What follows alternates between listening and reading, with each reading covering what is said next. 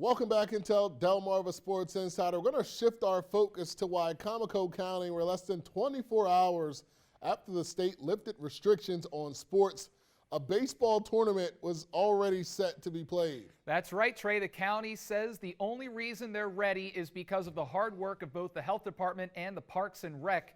But as Julian Sador reports, not everyone is ready to play ball.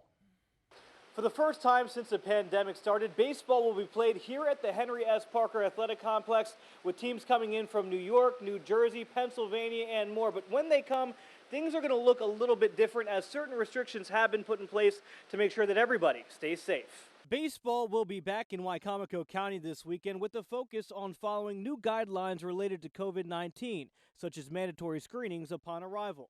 PPE and masks are not required unless you are not able to socially distance by state guidelines. So, in our restroom facilities, we are going to require people, if they're coming in to use the restroom, they will have to be wearing masks. Now, part of the way the county is going to make sure that everybody stays safe is by putting out signs like these, marking where spectators can sit, participants can sit, and noting that all bleachers are going to be closed off. People are going to have to socially distance. We are going to be marking X's around every single field, spacing spectator space out for everyone, so it's not even a question. This is where you're allowed to sit. The Eastern Shore Force will be hosting the tournament here this weekend, but they were also supposed to be playing games in Fruitland.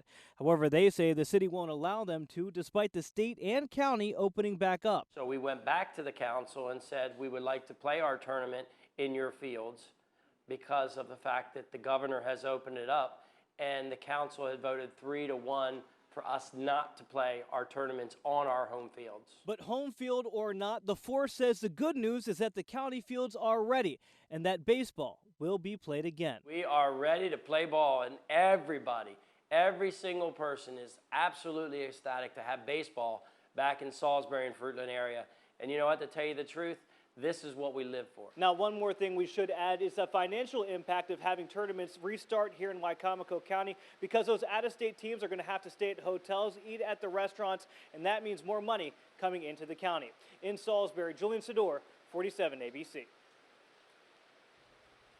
Now, Brandon, the latest news is that today the Fruitland City Council actually sent out a press release saying that their goal is to resume normal activities, but that out of an abundance of caution and safety, they're sticking to their decision not to have games there this weekend.